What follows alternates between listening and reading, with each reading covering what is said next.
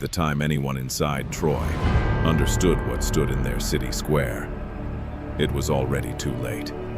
A wooden horse, enormous, silent, its painted eyes catching the last of the torchlight over streets that, hours earlier, had been crowded with singing, dancing, relieved citizens who believed, Finally, the at war last, is over. the 10 years of war were finally over.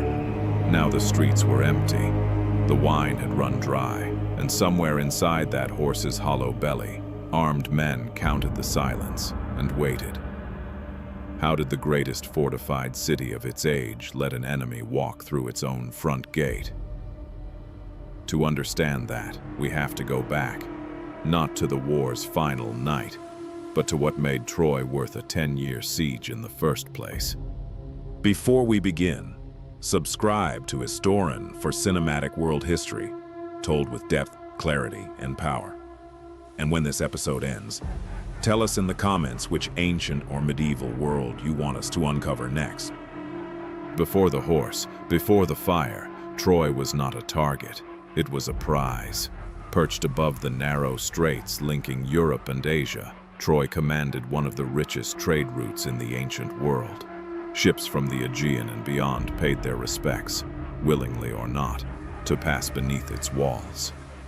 Ancient poets remembered it as windy Ilion, a city of broad streets and high towers, its wealth counted in bronze, horses, and gold. The memory has a foundation in stone. Beneath a hill called Hizarlik, on Turkey's northwestern coast, archaeologists have uncovered a city rebuilt again and again across 1,000 years. Its final layer marked by scorched walls and the debris of a sudden violent end. Someone built fortifications strong enough to be remembered 3,000 years later. Someone believed they would never fall.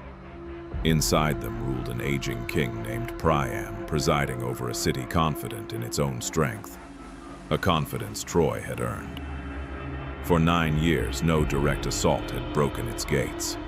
At the center of that defense stood Hector, Priam's eldest son, a man tradition remembers less for ambition than for duty. When urged to abandon the field, Homer's Iliad preserves his answer, that no omen mattered more than fighting to defend one's home. For 9 years, that conviction was enough. The war itself, ancient tradition holds, had begun further back and further away, with a Trojan prince named Paris, a Spartan queen named Helen, and a decision that made peace impossible. Whatever its true origin, by the 10th year its cost had buried itself into every household on both sides of the wall. Behind Troy's gates, mothers raised sons who had never known a city at peace. Along the shore, Greek soldiers who had sailed as young men now had gray in their beards, their ships cracked and salt worn on sand they'd camped on for a decade. Then the war took its heaviest toll yet. Hector fell before the very gates he had sworn to defend, cut down by Achilles, the Greeks' deadliest warrior. Priam himself came to beg for his son's body. And in the Iliad, his grief is given words that still carry weight 30 centuries later, that he had borne what no other man on earth had ever been made to bear. Not long after, Achilles fell too, struck, tradition says, by an arrow from Paris, guided by the god Apollo. 2 champions, both dead. And still, the war refused to end. By the 10th year, strength had run out of answers. The Greeks had tried everything it could offer. Direct assault, single combat, sheer attrition, and Troy's walls still stood. The Trojans, in turn, could not drive the invaders into the sea. Fields that once grew grain now grew only graves. What could possibly break a siege that killing hadn't? The answer came from a man who had never been the strongest warrior in the Greek camp, but was by every account its cleverest. Odysseus, king of Ithaca, proposed something no army at Troy had tried in 10 years of war. Not a weapon, a gift. Under his direction, the Greeks built an enormous wooden horse. Tradition credits its craftsman as Epeus, working, poets said, under the goddess Athena's guidance. Hollow inside, large enough to hide a company of armed men, it was less a weapon than a story waiting to be believed. The plan required something the Greeks hadn't done in a decade: leave. The fleet struck camp, boarded its ships, and sailed off, not home, but just out of sight, behind the nearby island of Tenedos. By dawn, the horse stood alone on an empty shore. Beside it, one man remained.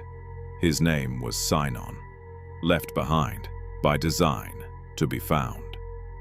When Trojan scouts discovered him, he told them the Greeks had abandoned the war, cursed and exhausted, and that the horse was an offering to Athena, built too large for Troy's gates on purpose, so the city could never claim the goddess's favor for itself. It was, of course, a lie.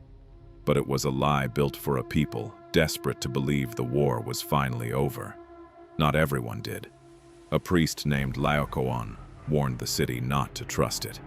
According to the Roman poet Virgil, he cautioned that whatever the Greeks had left behind should be feared, gift or not.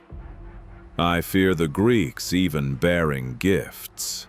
Then, as the story is told, he hurled his spear into the horse's flank, and moments later, serpents rose from the sea and killed him and his sons before the horrified crowd. To the Trojans watching, it looked like judgment from the gods themselves. One more voice cried out. Cassandra, Priam's daughter, gifted with true prophecy and cursed tradition, says to never be believed. She warned that the horse carried Troy's doom inside it. No one listened to her either. By evening, the decision was made. The horse would enter the city, and when it proved too wide for the gates, the Trojans tore down part of their own wall to drag it through. The very stones that had kept the Greeks out for 9 years came down by Trojan hands in a single night, for a gift wrapped in a lie. That night, Troy celebrated. 10 years of siege, over, they believed, at last. Wine flowed through streets that had known nothing but war for as long as many of its children could remember. Torches burned low. Exhausted, relieved, the city slept. And in the darkness, the horse opened. Odysseus and the warriors, hidden inside, climbed down into a city with its guard finally lowered. They moved to the gates and threw them open, and beyond, the Greek fleet, which had only ever sailed as far as Tenedos, poured back onto the shore and into the streets. What followed was not a battle. It was a collapse. Fire spread through homes that had survived a decade of siege in a single night. Priam, the king who had once begged for the return of a single son's body, was killed at his own household altar, according to later accounts. The city that no army could break was taken from the inside by men it had carried through its own walls. By morning, Troy was ash. A city that had outlasted 10 years of open war fell. In one night it had let happen to itself. Survivors scattered into slavery and exile across the Aegean. Later, Roman tradition followed one of them in particular, a Trojan prince named Aeneas, said to have escaped the burning city and founded the line that would one day become Rome. Legend, built on legend perhaps, but proof of how far this single night's shadow reached. Whether the horse itself was ever real, a literal device, a garbled memory of a siege engine, even a poetic echo of an earthquake the ancients credited to Poseidon, historians still debate. What the ground beneath Hisarlik confirms is the ending. A city at that site, burned and destroyed by violence, at roughly the time tradition remembers. The details may blur between memory and myth. The lesson never has. For 10 years, Troy proved its walls could withstand anything strength could throw at them. Spears, fire, the deaths of champions on both sides. In the end, none of that was what brought the city down. It was belief in the wrong story. More than 3,000 years later, we still reach for this one whenever an enemy is let in through the front door. A danger disguised as a gift. The phrase has outlived every empire built after it. Troy's walls are gone now, buried under a quiet hillside in modern Turkey. But the question its fall still asks has never gone quiet with them. The strongest walls in the world cannot protect a city from what it chooses to let inside.